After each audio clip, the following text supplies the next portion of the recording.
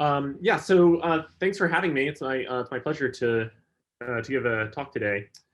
I should say there's a bit of a story to this research. When I was at the AEI in 2012, I started doing this work with Alessandro um, and with Thibaut Damour and Ian Hinder and some other folks there. And so we published this paper that Hannes mentioned earlier, and then after that, I started doing more simulations where we were going to consider doing looking at spinning black holes, and over a torrid like 4-day period in 2015, I did, I don't know, several hundred simulations.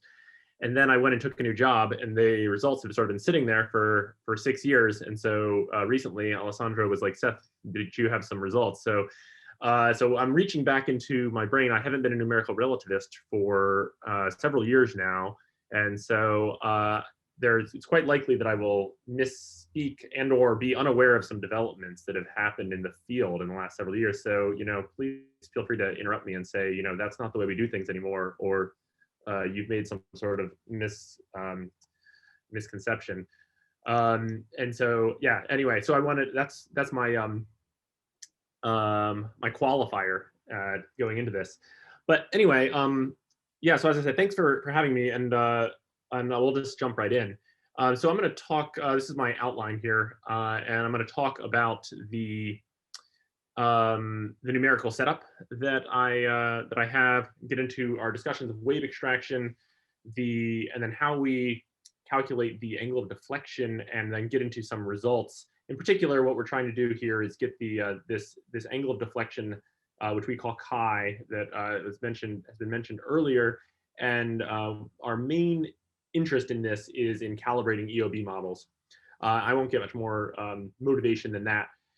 So I do want to talk about how we did our simulations. So I've been doing the simulations I did were all with the Einstein toolkit in the state of the art from 2015. And I considered black holes that were separated by 100 M, and we used a whole bunch of mesh refinement. So the idea is that you have static layers of mesh refinement, Cartesian box-in-box type of mesh refinement using Eric Schneider's carpet. And we have this enormous grid of 5,000 M across. Now, the reason that I felt like this was so important is that in our initial simulations that we did back in the day, was we had issues with the outer boundary, and if you instead move your boundary out so far that the outer boundary can never interact with your wave extraction zones, or much less your punctures, then this winds up being not an issue at all. So we have this giant outer boundary, and then we have moving boxes that are inside, much closer to the black hole. So this is all like very terribly not to scale. But the idea is you have your two black holes then, and we're using BSSN, Bowen-York initial data, and our black holes are moving punctures here. So so in the end, we have 6 static layers and 7 moving layers of mesh refinement. We use the symmetries of our space-time to make our computational process a little bit simpler, so we don't compute half of the region that is in the negative x direction, and also we have a symmetry in the z direction, so we don't have to compute this region either. And so you cut things down by a factor of 4 as you do your simulations.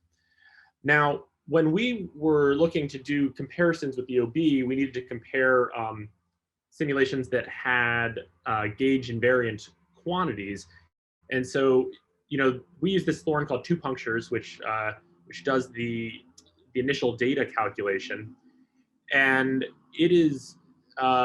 it takes gauge dependent quantities here. So things like the positions and the momenta of the black holes, and then what comes out are like things like your EADM and your JADM, that sort of stuff. And so we have to use you had to set up an iterative process to get the actual starting parameters that I wanted. And so so you go through this sort of thing for each simulation, And you're searching for an ADM energy that is some particular value, but the thing that you're actually inputting is a initial coordinate dependent momentum. And then after something that, close to an hour, then you get out the values that you're looking for. And then this allows you to compare different simulations that all have the same prescribed ADM energy and ADM angular momentum. So just jumping ahead then briefly, and this is one of these things where I was thinking about this, and feel free to jump in if there's a better way to do this, but this is certainly what I've been thinking about. What I have here is a graph that's showing some results. The circles here are the angle of deflection, and larger circles and redder circles are larger angles of deflection. On the vertical axis, we have the ADM energy, and on the horizontal axis, we have the spins of black holes. And so we're looking at all spins up. These are all parallel spins aligned in this case. And so what we've got is that these black holes all start with the exact same ADM energy, and then I'm considering other simulations where we're considering like 5% more or 1% more or something as we go up here. And what we're going to find later is that this region up here is actually leads to mergers, and that the region down here, this is going to be black holes that are only marginally deflected. They go pretty much straight past each other. So what we've got here, this is, I don't know, 25 simulations or something in different resolutions. And but if you scale this by the apparent horizon mass, then it turns out that your actual energies that you thought were all the same actually wind up getting shifted. So now we're looking at the ADM energy divided by the apparent horizon mass. And so this is fine. It just means that you should what you should do if you're going to be using your initial doing one of these iterative initial data schemes, that you need to take this effect into account when you divide by m. And this may play into the conversation that was happening right before here. So if anybody has anything to weigh in, that's I would be open to hearing that. Is this mass ratio 1? Yeah. Yeah, all the simulations I'm presenting here are equal mass. That's right. Yeah. So okay, so that's the initial data set up. Now I want to talk about wave extraction. I'm sort of jumping ahead, but that's because in order to get the physical energy, we have to take into account the junk and stuff that like was discussed before. So I've got what I've got here, wave extraction. This is an example of psi4. This is the 2-2 mode, and this is for one particular encounter. It doesn't matter; they all look like this. And I'm extracting psi4 at a whole bunch of different radii. And so here's the extraction radius in units of m here, and these are equally spaced in 1/r. And so you can do a extrapolation of psi4. And so here now on the horizontal axis, I have retarded time. And so I've extrapolated using all of these different values of psi4, the 2-2 mode, and I've gotten out one particular mode that should be the value that you would get at infinity. I guess this is really r times psi4 at this point. And so from that, we integrate that twice in order to get the energy. And we integrated another time in order to get the angular momentum loss. And so these are the things that are most important to me. I'm going to talk about the strain here in a second, but I'm particularly interested in getting the energy and angular momentum because these losses, we feed them into Alessandro's EOB model in order to get his prediction of the angle of deflection chi. And so I integrated psi4 in the time domain to get these values. But we also need the energy and angular momentum for a different reason, and that's because we need to get rid of the contributions to the junk. So here, this is the exact same plot as on the previous slide. These are the same, except this is now I've shifted to a log scale, and you can see here this is the impact of the junk. There's energy and angular momentum in the junk from the initial data, and like was said before, the initial data is it doesn't violate constraints, but it's not physically correct, right? It doesn't have a wave train in it. It doesn't have the whole past of the black holes in there. And so what we want to do is subtract off this value, because once you've removed that, then you'll have the physically correct amount of energy and angular momentum that describes your that describes your system. So we remove this, and you can see this is going to make an effect of about 0.1%, which is like about, it's sort of at the lower end of what our finite difference errors would be, but it is relevant. The other thing that's important about wave extraction is that we have to consider this linear or nonlinear drift depending on how many times you integrate psi4. And so this is something that people noticed, some 15 years ago or more now. And the issue is that you have psi4 here starts off at 0 and then it goes to 0 at the end, but your numerical integration is going to pick up a linear drift, and if you integrate it again, then you get like a quadratic drift, etc. But when you consider the energy, the point here is that drift is actually underneath here, but the amount of energy radiated is large enough that the drift is really small, and so it just doesn't show up in delta E. Now, there's methods around this using frequency domain integration, and there may be new techniques now.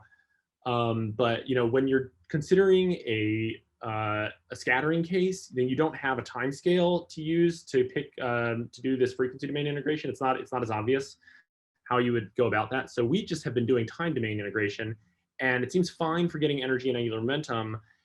If you try to get out the strain, we do pick up this linear drift. You can see it just starting to show up here for H dot. And once you integrate again, then you do start to notice this problem.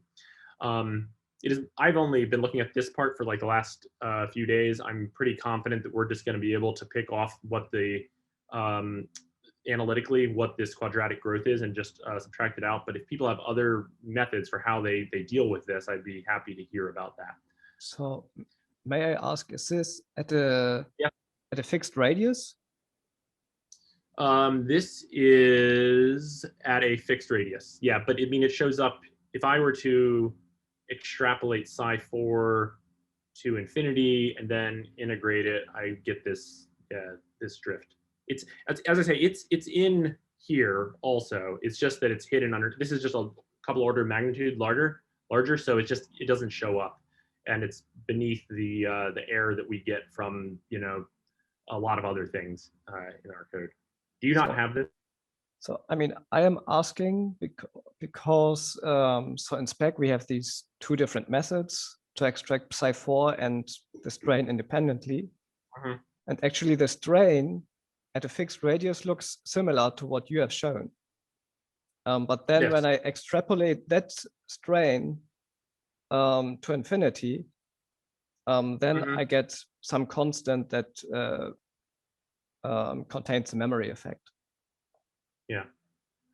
So I mean, it's possible that this will go away. I'm pretty sure that this is going to look like very similar to this when I go to infinity, because as I've looked at this in the past, but not recently.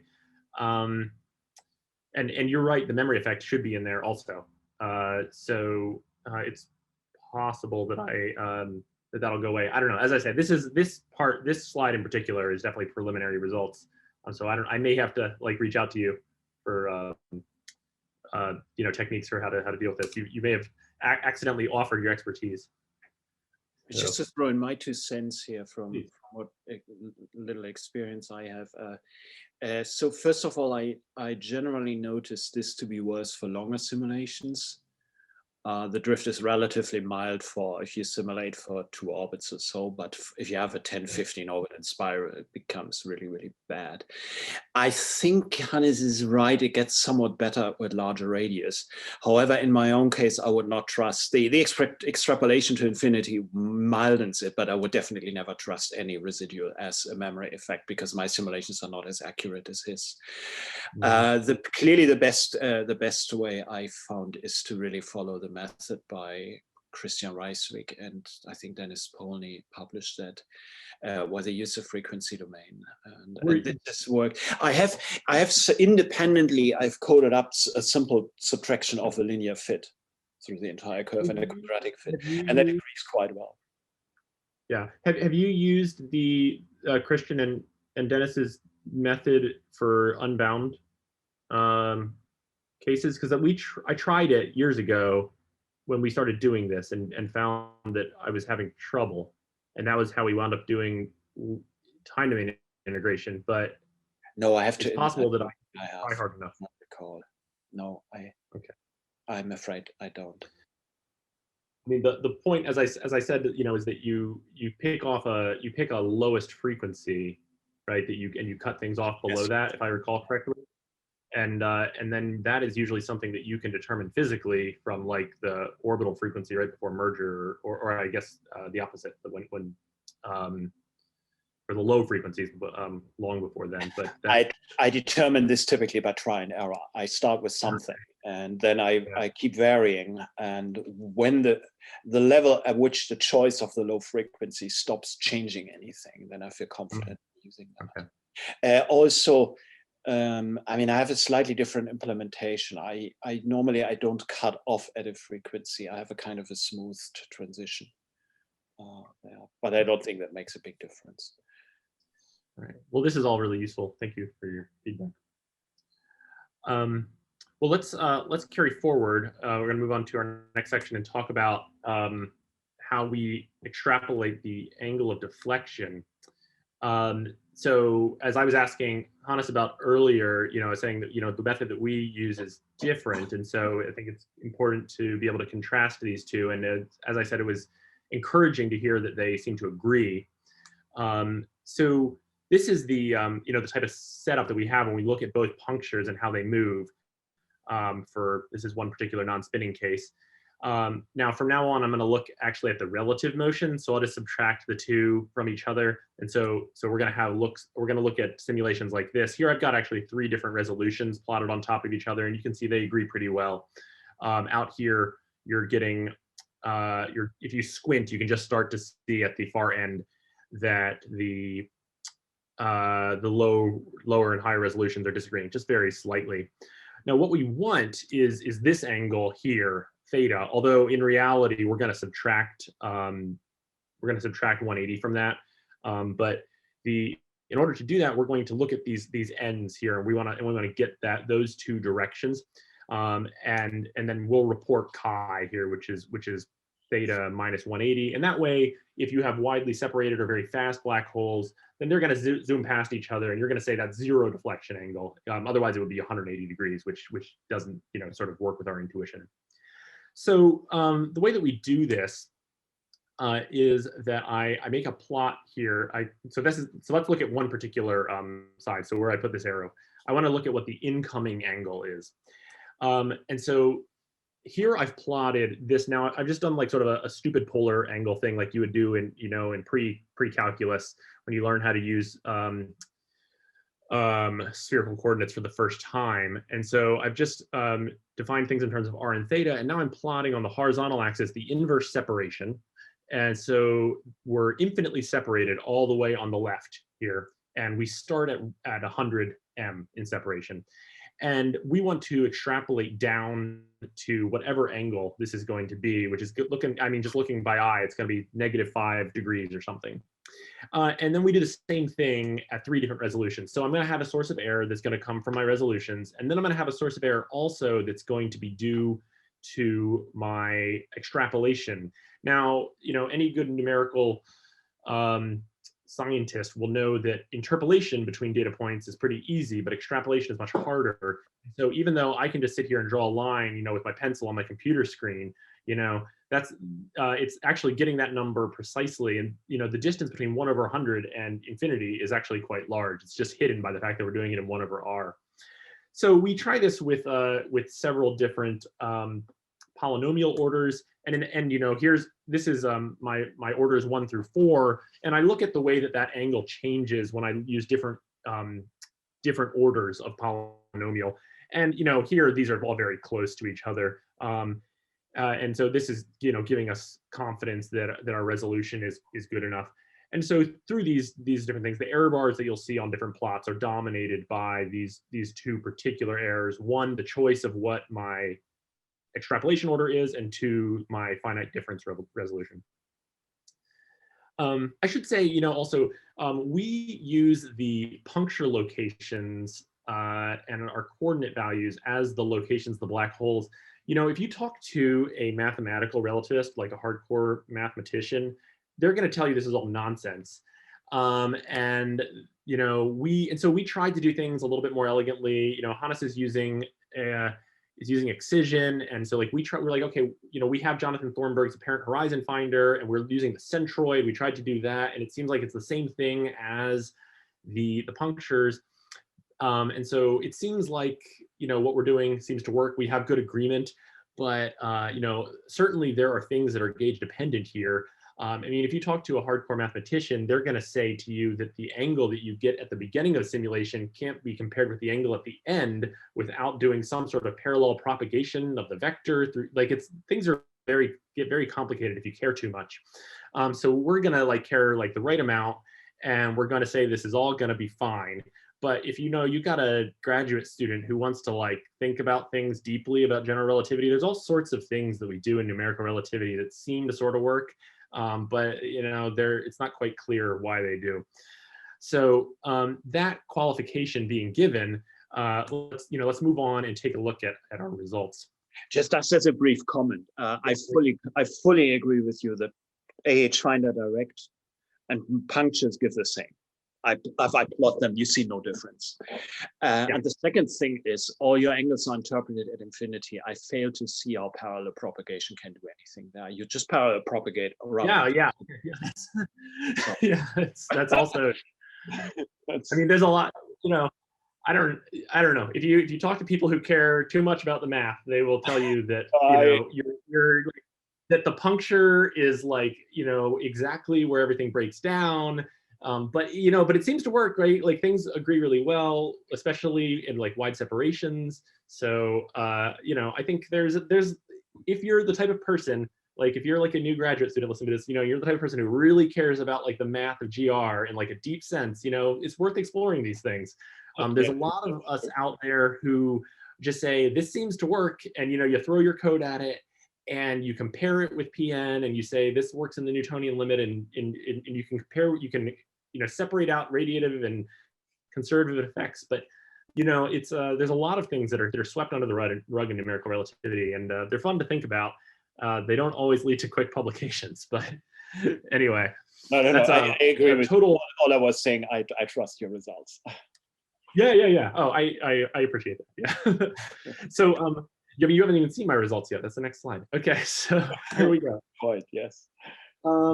So these are the types of things that we're looking at. So I've got my relative motion tracks here showing X and Y, and what I've got, these are all for non-spinning case, and I've got the same angular momentum here, the JADM for all of these runs, and I'm changing my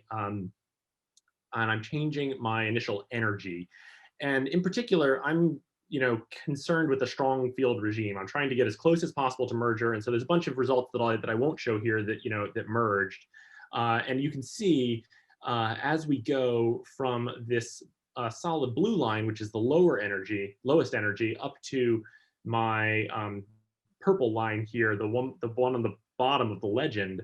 We're starting to get very close to the point where the black holes are really whipping around each other and going out. Now, in the radiative case, this isn't really a critical surface in the same way that you would have in a conservative case. I come from the cell force community where we do a lot of stuff that's considering geodesic motion, and if you can look at geodesics that get infinitesimally close to to the light ring, and they'll whip around as many times as you want.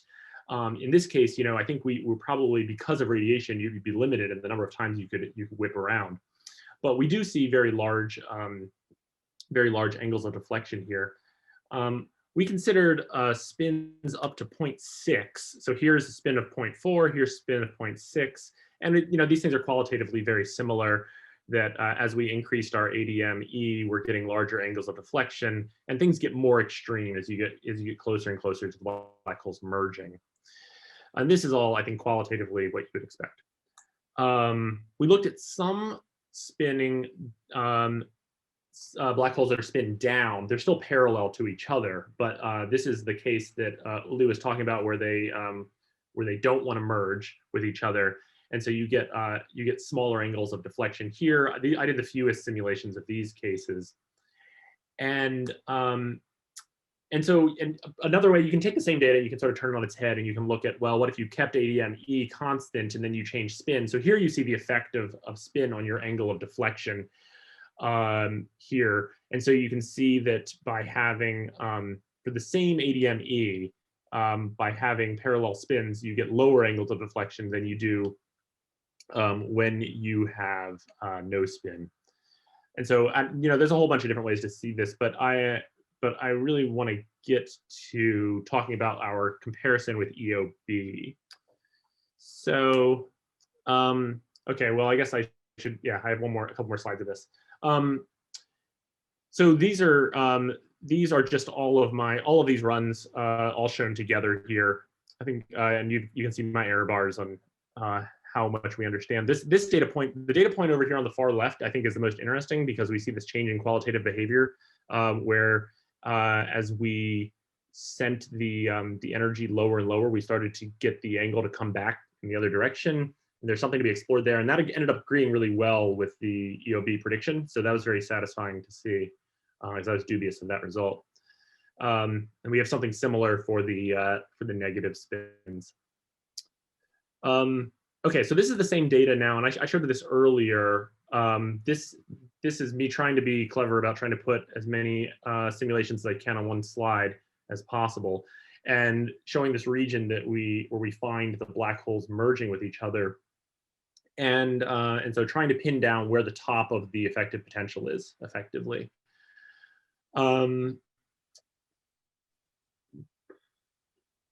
Yeah, I don't think I have anything else to say.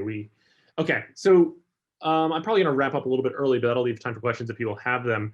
So here I'm showing comparisons between our non-spinning cases and the EOB prediction. And in particular, for our lower energy, we agree really, really well. Over here on the right, so if you look at the right graph, we see deviation between the orange EOB line and the blue NR result when the energy gets very large. That corresponds to this purple line on the left. And so this is a very strong field effect. And so we're really pushing EOB models to their limit at that point. And so we really don't expect them to agree that well. In fact, the fact that they agree as well as they do for lower values of energy, I think is already really encouraging. Yes. Yes, Seth, please. could you clarify what is the EOB curve here? How did you obtain it? Because I guess there are... Yeah, there's lots of different theories. Yeah, and so Alessandro is welcome to jump in and say more. We have a draft of the paper, and he put some numbers in based on the unpublished. It is unpublished, and it is a secret. Well, but then you should not... Look at me. No, this model, okay, out of joking. This model here, the comparison that he's doing, uses the radiation reaction, the general radiation reaction along general orbits, and it uses a different dynamics, in the sense that these special models here use 5PN dynamics in all functions, in D, in Q, and in A. But the A function, what it didn't say because this we cooked up quickly, the A function is informed by quasi-circular simulation. So what you have here is a model that is informed by quasi-circular simulations, and then it is used in very strong field. The difference with respect to what we have now is that the summations are different, and there is more analytical simulation, more analytical information built in, and this works like that. So the error, I think, in the very strong field regime, it is 10% in the angle, but also the error on the numerical relativity angle is rather large there. So you may say that, no, you agree with me, Seth, I think. And but yes, but the important thing is that it is fully self-consistent. So it has the radiation reaction built in. So this is the next step. It is not yet, it is extremely new, this thing. So in fact, it is an improvement with respect to what is published in the current, in the latest version of the EOB model around on generic orbits. So it's This is clear, I think, right? I think you can move on. I think we can discuss when the paper is out, because no, it's not very clear, but it doesn't matter. I understand there is information, but for this talk, I think it's 5 p.m. It's 5 p.m. in the D function and in the Q function. And these functions are resummed using usual sum pade. I mean, here there are the diagonal pade instead of the, and the A function is the usual one with informed by quasi-circular simulation. So there is, it is a minimal improvement with respect to what is currently published in the last eccentric model. It's a minimal improvement. Just a little bit more analytical information there. It's the same thing. This should clarify, I think. Okay. Thanks for helping out there, because there's no way I could have answered that question. No. Yeah, I want to. So I'm going to go on. I want to point at something, and you can correct me if I'm wrong, but I think that the fact that that if you look at the graph on the right, it turns up at the end, and these two results agree there so well, I find very encouraging. I think we're seeing two different phenomena at once. If you look at the plot on the left, and you look at, say, the purple line, the bottom one, the one that deflects the most, you've got these two black holes. They're getting really close to each other. They're getting in the strong field regime, and they're whipping around, and then so they deflect through a large angle. Now, on the other hand, if we look at this solid blue line and the dashed orange line, if you squint, you can convince yourself that that solid blue line is eventually going to cross that orange line. And that's why this thing turns up at the end. Now, when I first looked at that, I thought, oh, maybe I have the situation that Hannes was talking about. This is not actually unbound. But I think it is. And what we have is we just have a very low, something that's just barely unbound. And so you're seeing this come around more because it's not strongly hyperbolic. And I don't know, I could be wrong, but I thought that this was, I was very worried about this data point at first until I saw that we agreed as well as we did. And so I think that that's actually very encouraging. Seth, could you explain to me the exact meaning of this parameter you use for the energy, the ADME over M? I'm not sure I fully understand how to translate it into velocities. Okay, so and so this is where I was getting nervous, because the thing you were talking about earlier, so I could be doing something, the simulations are fine, but I could be parameterizing things a little bit inaccurately. It may parameterize differently, yes, yeah. So what it is it's the ADM energy that comes out of the initial data, 2 punctures Thorne, and then I've divided it by the apparent horizon masses. Add the sum of the 2 horizon masses. Yes, that is correct. Yeah. Which may not be the case if you have, okay, here you have spin equals 0, so it doesn't matter. If you in case you have non-zero spins, do you compute the Christodoulou masses, or do you still only use the irreducible mass? I've been using the apparent horizon mass, but that could not be, it's possible that, no, I don't use the Christodoulou mass. I think the spin might not be included. Yeah, I think that's a kind of a Pythagoras-like. Okay. It's one of the shortest papers ever, but one of them, a very, very useful one by Christodoulou, where he shows how you add the spin contribution. Okay, great. Well, that would be really useful, because I think that would probably fix the other problem. Yeah. Okay, so in the non-spinning case, it would correspond to my gamma factor. So if this value is 1, you have your black hole start from rest. Is that correct? Yeah, it's just a little bit above rest. There, I don't know what my velocity is, but it's not particularly relativistic. Yeah. No, I just try to understand how you can get any.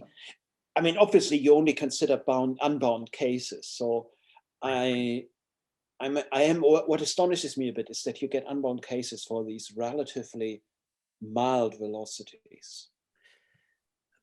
Perhaps I can ask a question at the same topic. Mm-hmm.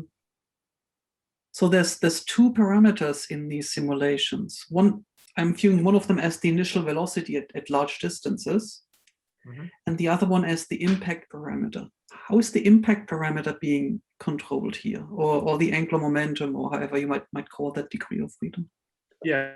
Well, so what I set, and this is sort of what I was talking about earlier with this iterative procedure that I go through, is I change this px. So I have linear momentum in two directions, and I choose one of them, and that effectively sets the impact parameter. And so I've been thinking about, and then through that I get the orbital angular momentum. Which, so this is a sequence of constant orbital angular momentum you're showing here? These are constant orbital angular momentum, yes.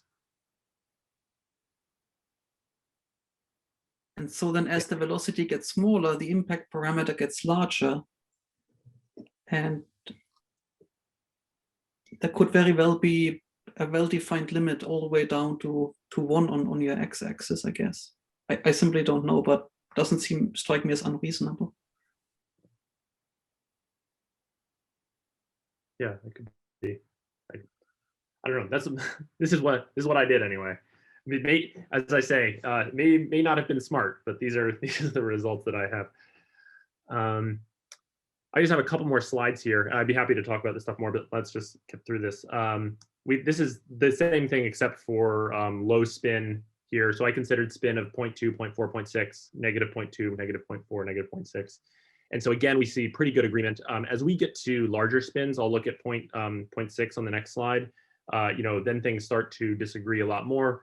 And perhaps Alessandro can say some more about this. I think that the NR results are probably pretty good. I'm pretty confident of my error bars there, and so I suspect that these are very strong field, and so I suspect that there's a lot more tuning to their model that needs to happen.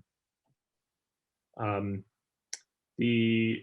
then sort of similarly with negative spins, but I really haven't. This is by far the least explored parameter from my perspective. These were only run with one resolution. So just wrapping up then, so I talked about my my grid setup and initial data. I talked about the challenges of wave extraction, and we touched on like this drift issue, which we can talk about more if people are interested. And then I looked at this, what is the region I was trying to find in particular the peak of the effective potential, if you will, like where do you wind up with something that merges, where does something not merge? And so I was trying to look at that. This is plotted on this ADME versus spin graph, but I'm sure there are probably better ways to look at that.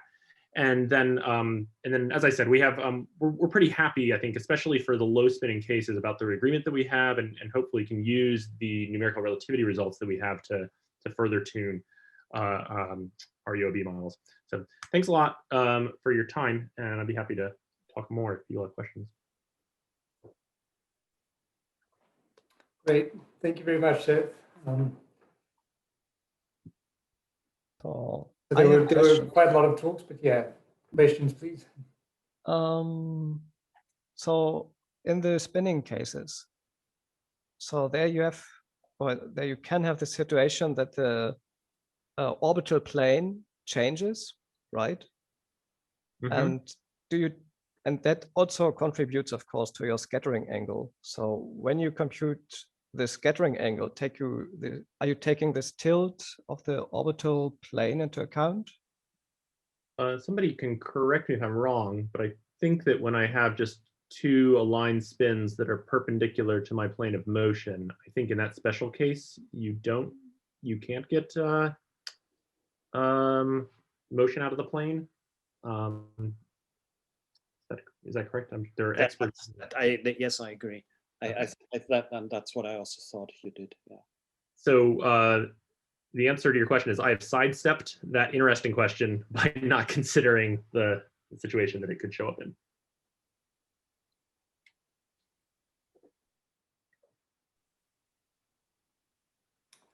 Any other questions? Just a very, very small comment on the side. I did the calculation to translate 1.005 into a velocity, assuming it's the boost factor, which it might not be quite be, but assuming it is, even that small value, it still gives you 10% of the speed of light. So it's okay. Yeah, that's not insane. Okay. So it's still a pretty decent velocity. Alessandro, did you want to say something?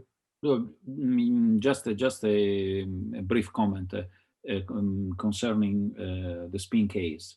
This simulation, as Seth shows, are extremely relativistic. You really get close, and there you really see, I mean, the importance of these things. You really see that the spin sector of UB models that are perfectly good for quasi-circular binary, the spin sector breaks. You really understand that there is a lot of work to do. So these simulations are really informative, because the description that we have now is good for data analysis, is good for whatever we do, but it's definitely not the correct description of the spinning strong field. This I want to stress, and this is the important information that I think comes out from these simulations that are old, because they remain on the shelf for 5 years, 6, I don't know. Yeah, I should thank. I mean, there's lots of people who I like depended on to like do this work, and Ian Hinder in particular taught me everything I know about numerical relativity. But I do have to like loudly thank Alessandro for reminding me and pushing me to like do this, because you go on and do different things. I'm teaching at a liberal arts school now, and I'm like, this has just been sitting around for years. And he says, you really should publish this. So thanks for encouraging me to come and talk about this. Well, yes, these are certainly nice results. Thanks for sharing them, and thank you for your talk. One more question, probably more to Alessandro than to you. These EOB comparisons, is this an EOB model that has been tuned to the hyperbolic ones, or is this just one that comes from the quasi-circular tuning? Just from the quasi-circular. It's something that, as I said, I mean, before with Alessandra, I was a bit joking, but it is unpublished, and it is really tuned to the quasi-circular case, and then it is tested in the hyperbolic case. And what it happens is that, but I mean, the tuning is not extreme, but is needed. And what happens is that the non-spinning case is fine. It really works without any special problem. But what is absolutely important is to use the analytical information in the D function. The D function, you have not the usual A function, the quasi-circular part of the Hamiltonian, but really the non-circular part of the Hamiltonian, the one that is proportional to the radial momentum. There is a function there that is typically used at 3pn in current models. Here I use it at 5pn with a different resummation. Okay. So this is really it is hidden here, but it is the indication that the new high PN results that are coming now might be useful, are useful indeed, and this is what makes this thing work. I mean, you put everything together and then you get this, but the calibration is only on a quasi-circular case. Evidently, you could do this the other way around. That would also be interesting. But the D potentials are not completely known, no? At 5 PN order, there are some coefficients that you might have fixed to 0. I don't know what did you do with those coefficients. There are. This is the 5 PN potential are known modulo a coefficient that is nu square. So you could put it to 0, and then you use it as is, and you tune only the A function and you don't touch the D function. Evidently, you could touch the A function or the D function, or you could move the coefficient. I mean, I'm not so scared by the missing of a coefficient in the D function. But clearly, if you go to higher order, you will have to use different resummations. So you will have to explore a different PADE or use a different PADE. The nice thing of all this, and it's probably the most important information, is that the diagonal pades, or the pades that are close to the diagonal, are the one that works. In all the UB models up to now, one has never been able to use the diagonal pade or the closed diagonal pade. This would be the standard thing to do. No, you have a function, you want to resum it. What do you take? The diagonal pade. This should be the best one. Usually, I mean, just for practical things. This has not been done up to now. Then there were polls, there were problems. I mean, we cannot discuss this. But what it occurs here is that precisely the near diagonal pade are working. So it seems, to my little understanding, is that when you put all the information together, you precisely go where your intuition leads you. So you want to have things simple. Simple things means that you use the diagonal pades and everything works well in a very simple way. So these are the two important things here. And okay, there is a coefficient, but coefficient is, I mean, one can also explore the effect of this. And then there is also the radiation reaction. This is the other point that is used here.